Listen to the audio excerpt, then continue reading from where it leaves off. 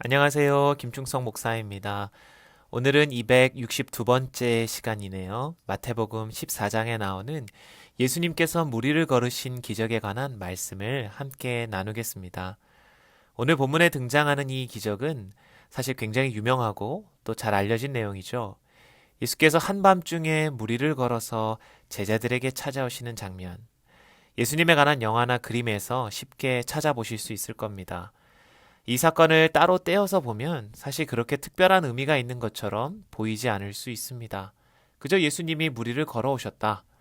그러나 사실 이 이야기는 개별적으로 떨어져서 일어난 사건이기라기보다는 오병이어의 기적과 함께 연결되어 있는 사건이기 때문에 전체 내용을 같이 살펴보아야만 그 의미와 중요성에 대해서 좀 더 정확하게 이해할 수 있습니다. 지난 월요일에 나누었던 오병이의 기적, 여러분 기억하시죠? 이 기적은 예수님의 사역 중에서 가장 많은 사람들 앞에서 보여주신 대표적인 기적입니다. 많은 사람들이 모였다는 것은 이미 예수님의 이름이 당시 여러 지역과 고을에 퍼져 있다는 사실을 보여주는데요. 예수님은 이 오병이어의 사건으로 더 유대 지역의 일약 슈퍼스타로 떠오르시게 됩니다. 예수께서 기적을 행하신 후에 사람들의 반응이 어땠는지 한번 살펴볼까요? 요한복음 6장 15절에 보면 이렇게 말씀합니다. 그러므로 예수께서 그들이 와서 자기를 억지로 붙들어 임금으로 삼으려는 줄 아시고 다시 혼자 산으로 떠나가시니라. 사람들은 자신들을 굶기지 않고 배불리 먹여줄 구원자를 발견했다고 생각한 것입니다. 그래서 예수님을 자신들의 왕으로 세우고 섬기고자 한 거죠. 이들은 바다 건너편까지 예수님과 제자들을 찾아옵니다. 하지만 이들의 마음을 꿰뚫어 보신 예수님께서 요한복음 6장 26절에 이렇게 말씀하셨죠. 내가 진실로 진실로 너희에게 이르노니 너희가 나를 찾는 것은 표적을 본 까닭이 아니요 떡을 먹고 배부른 까닭이로다. 결국 무리들이 관심을 가졌던 것은 그 기적을 행하셨던 예수님이 누구이신가 이기보다는 그저 예수님께서 행하신 그 기적에만 초점이 맞춰져 있었던 것입니다. 즉 우리의 육신의 필요를 채워줄 수 있는 빵과 고기를 마음껏 배불리 먹여줄 수 있는 그러한 놀라운 능력을 갖고 있는 분이라고 한다면, 그분이 우리의 왕이 된다면 아마도 지금처럼 로마의 압제 속에서 가난하게 굶어 죽지는 않겠구나라고 생각했던 것이죠. 그러나 예수님께서 오병이어의 기적을 베푼 진짜 이유는 배고픈 이들에게 그저 밥을 주려 하셨던 것이 아니죠. 바로 생명의 떡이신 자기 자신, 그 예수님이 누구이신가를 보여주시기 위함이었다는 사실을 이 무리들은 깨닫지 못했습니다. 요한복음 6장 35절, 36절에 예수님이 이렇게 말씀하십니다. 예수께서 이르시되 나는 생명의 떡이니 내게 오는 자는 결코 줄이지 아니할 터이요 나를 믿는 자는 영원히 목마르지 아니하리라. 그러나 내가 너희에게 이르기를 너희는 나를 보고도 믿지 아니하는도다 하였느니라. 예수님의 참된 가르침을 들은 무리들은 그의 가르침이 너무 어렵고 이해할 수가 없자 이제 예수님을 모두 떠나기 시작합니다. 요한복음 6장 66절에 그때부터 그의 제자 중에서 많은 사람이 떠나가고 다시 그와 함께 다니지 아니하더라고 말씀합니다. 이렇게 떠나가는 무리들을 보시면서 예수님은 제12 제자에게 동일하게 물어보십니다. 너희도 가려느냐? 그때 베드로가 대답하죠. 주여 영생의 말씀이 주께 있사오니 우리가 누구에게 가오리이까? 우리가 주는 하나님의 거룩하신 자이신 줄 믿고 알았사옵나이다. 이런 베드로의 신앙 고백, 이것이 어떻게 이루어졌을까요? 똑같이 오병이어의 기적을 체험하고 똑같이 예수님의 가르침을 들었는데 제자들과 무리의 반응은 전혀 달랐습니다. 도대체 무엇이 이러한 차이를 만들었을까요? 그것은 바로 전날 밤 풍랑 가운데서 사투를 벌이던 제자들에게 무리를 걸어 찾아오신 그 예수님을 만난 사건이 그 이유입니다. 이 사건으로 인해 제자들은 두려움과 의심이 바로 믿음으로 신앙의 고백으로 바뀌어졌던 것입니다. 다시 오늘 본문으로 돌아와서 예수님이 무리를 걸으신 사건이 어떻게 제자들을 변화시켜 주셨는지를 한번 살펴보겠습니다. 먼저 제자들의 상황을 한번 보죠. 오병이어의 기적을 체험한 후에 예수님은 제자들에게 배를 타고 먼저 갈릴리 호수를 건너가라고 명령하십니다. 배를 타고 건너던 이들이 어떤 이야기를 나누었을까요? 아마도 이야기의 주제는 당연히 그들이 체험했던 오병이어의 기적이었을 것입니다. 물고기 2마리, 떡 5개로 수많은 사람들을 먹이는 그 현장에서 직접 음식을 나눠주었던 이들, 12감주리에 남은 음식들을 담았던 이 놀라운 사건을 서로 이야기하면서 나누었을 것입니다. 하지만 평온함도 잠시 이들에게 위기가 찾아오죠. 갈릴리 호수 한가운데서 바람을 만난 것입니다. 오늘 본문 24절에 바람이 거스름으로 물결로 말미암아 고난을 당하더라고 말씀하죠. 바다에서 부는 큰 바람만큼 생명의 위협이 되는 것이 없다고 합니다. 왜냐하면 바람은 큰 파도를 일으키고 그 파도로 인해 배가 부서지거나 뒤집어질 수 있기 때문이죠. 어부 출신이었던 제자들, 누구보다 이러한 상황을 잘 알고 있었을 것입니다. 사실 제자들은 이전에도 이러한 풍랑의 위험을 경험한 적이 있었습니다. 대신 그때에는 예수님께서 배에 함께 계셨고 또 예수님께서 파도와 바람을 잠잠하게 해주셨죠. 하지만 지금은 상황이 달랐습니다.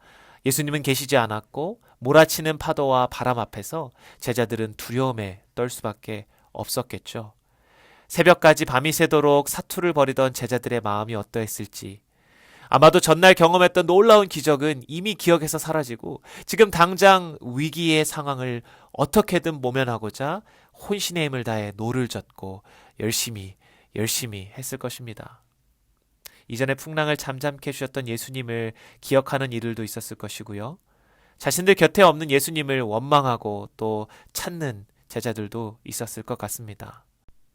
이처럼 아무리 놀라운 기적을 경험한 후에도 큰 어려움이 풍랑이 찾아오면 그 현실 앞에 두려워하며 걱정하는 것이 바로 우리의 인생이라고 생각합니다. 이때 예수님은 어디에 계셨나요? 본문 23절에 보면 따로 혼자 기도하러 산에 올라가셨다고 말씀합니다. 자신을 왕을 삼으려는 무리들을 피하시고 또 제자들은 먼저 호수 반대편으로 보내시고 홀로 남아 예수님은 어떤 기도를 드리시고 계셨을까요? 저는 예수님께서 보리떡 5개와 물고기 2마리로 수많은 사람들을 먹이셨던 놀라운 기적을 베푸셨음에도 그 예수님의 하나님의 아들 되심을 믿지 못하고 깨닫지 못했던, 배불리 먹었던 떡과 고기만을 기억하던 그 무리와 제자들을 위해 기도하셨을 것이라 생각합니다. 특별히 지금 바다 건너편으로 먼저 보냈던 제자들을 위해, 그들은 이 예수님의 사역에 함께 동참하였기에 하나님의 참되신 목적과 하나님의 뜻을 깨닫게 해달라고 하나님께 간절히 기도하셨을 것입니다. 그리고 나서 예수님은 바다 한가운데 풍랑과 사투를 벌이고 있는 제자들을 찾아오십니다. 여러분, 하나님께서는 당신의 자녀들을 그냥 내버려 두는 분이 결코 아니십니다. 우리를 위해 성령 하나님께서 지금도 늘 탄식하며 기도하고 계시고, 우리가 어려움 가운데 있을 때에 우리를 찾아오셔서 우리를 구원하여 주시는 분이 바로 우리 하나님이십니다. 몇 시간 동안 죽음의 위험 앞에서 힘겨워하던 제자들에게 누군가 무리를 걸어오는 모습이 보이자 이제 제자들은 패닉 상태에 빠지게 됩니다. 26절에 제자들이 그가 바다 위로 걸어오심을 보고 놀라 유령이라 하며 무서워하여 소리지르거늘. 그러자 예수님께서 즉시 이들에게 말씀하시죠. 안심하라, 나니 두려워하지 말라. 여기서 예수님의 제자들에게 하신 말씀은 정말 중요합니다. 안심하라, 두려워 말라. 왜 그렇습니까? 바로 예수님께서 내가 너희와 함께 있다 라고 말씀하고 계신 것이죠. 예수님은 제자들을 향해 자신이 어떠한 존재인지를 다시 한번 선포하고 계신 것입니다.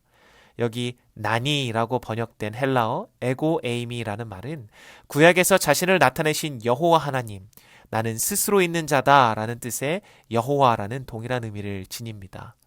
즉 예수님께서는 자신의 하나님 되심을 스스로 제자들을 향해 말씀하고 계신 것이죠. 단지 빵과 고기로 우리의 굶주린 배를 채워줄 수 있는 그 정도의 분이 아니라 죽음의 공포와 위기 속에서도 예수님께서 찾아오셔서 용기를 주시고 평안을 주실 수 있는 분, 바로 하나님의 아들이시라는 사실을 직접 말씀하고 계신 것입니다. 예수께서 제자들을 찾아오셨을 때에 비로소 바람은 그치고 이들은 평안을 되찾았습니다. 오늘 제자들처럼 우리 인생의 여정 가운데도 우리는 큰 풍랑을 만날 때가 있습니다. 하나님의 말씀에 순종해서 가는 길에도 분명 어려움과 위기는 찾아옵니다.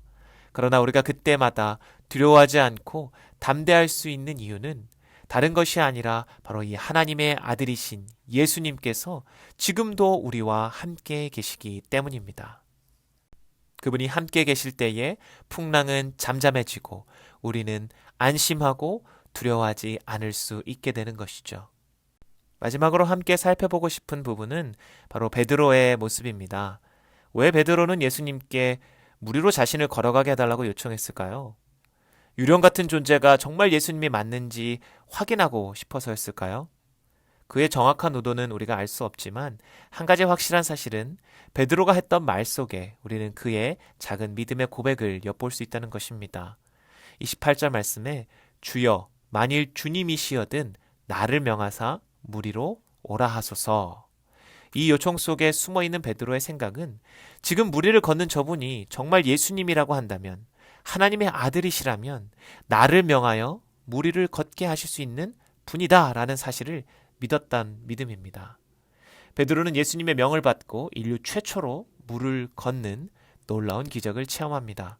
물론 주위에 몰아치는 바람을 보고 바로 물에 빠져가며 예수께서 자신을 구원해 주기를 소리치는 그의 모습은 아마도 인간의 연약한 모습을 그대로 보여주는 장면이 아닐까 생각합니다. 우리도 그렇죠. 많은 경우에 믿음으로 시작했다가도 의심하고 걱정하고 두려워할 때가 있습니다. 마치 베드로처럼 말이죠. 예수님은 그러한 베드로를 향해 또 저와 여러분을 향해 이렇게 말씀하십니다. 믿음이 적은 자여 왜 의심하였느냐? 그리고 우리를 구원해 주시죠. 우리의 믿음이 연약해질 때는 언제인가요? 바로 현실에 부딪혔을 때에 걱정되고 두려움이 되고 그것이 의심이 되어 이제는 믿음이 흔들리는 때가 되어 주저앉아 넘어질 때가 있죠.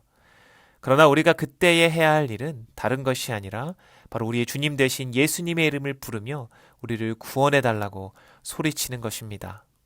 바로 그때에 예수님은 우리를 그냥 내버려 두지 않으시고 손을 내밀어 즉시 우리를 그 자리에서 구원하여 주실 것입니다. 결론입니다.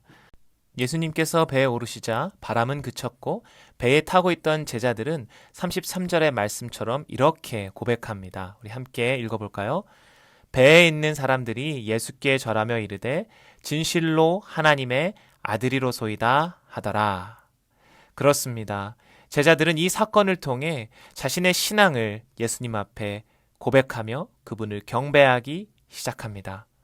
예수님은 떡과 고기로 사람들의 배를 불리우기 위한 분이 아니라 이스라엘을 로마로부터 해방시킬 그런 왕으로 오신 분이 아니라 바로 하나님의 아들로 이 땅에 오셔서 경배를 받으실 분이라는 사실을 깨달았던 것이죠. 바로 이 경험과 이 신앙 고백을 통하여서 제자들은 앞서 오병이어의 기적을 체험하고도 예수님을 떠나갔던 무리들과 달리 그분과 함께 그 진리 되신 하나님 앞에 예수 그리스도 옆에 남아있을 수 있었던 것입니다. 사랑하는 성도 여러분, 오늘 이 말씀은 우리 인생을 항해하며 수많은 풍랑을 만날 저와 여러분들에게 주시는 하나님의 말씀입니다. 풍랑 가운데 고난을 당하던 제자들을 찾아오셔서 그들을 구원해 주시고 그들의 경배를 받으셨던 그 예수님께서 동일하게 우리의 인생 가운데 어려움 가운데 있을 때에 우리를 찾아오시고 우리의 유일한 소망과 생명이 되어주사 우리의 경배를 받으시길 원하고 계십니다. 우리가 함께 그 예수님을 믿음으로 바라보기 원합니다. 내 삶의 위기의 순간에 인생을 역전시키는 기적은 다른 것이 아니라 바로 우리를 찾아오시는 예수님을 만날 때 일어납니다. 그리고 삶의 어려움 속에서 용기를 가지고 두려워하지 않아야 하는 이유는 바로 하나님 되신 우리 예수님께서 지금 우리와 함께 계시기 때문입니다. 함께 기도하시겠습니다. 살아계신 하나님 감사합니다. 오늘 무리를 걸으사 제자들을 찾아가시고 그들을 풍랑 가운데서 구원하여 주셨던 그 예수님의 놀라운 기적, 그 하나님의 아들 되심을 밝히 보여주시며 그 제자들의 경배를 받으셨던 그 예수님이 우리의 예수님이시고 우리의 주인이시며 우리의 하나님 되심을 고백합니다. 아버지 하나님, 그 하나님께, 그 예수님께 우리의 모든 경배를 올려드리며 나의 인생의 항해 가운데 늘 주님만을 바라보며 믿음으로 고백하는 저희들이 될 수 있도록 성령 하나님 은혜 내려 주시옵소서. 오늘 하루도 주님께 맡겨드립니다. 살아계신 예수 그리스도의 이름으로 기도드립니다. 아멘.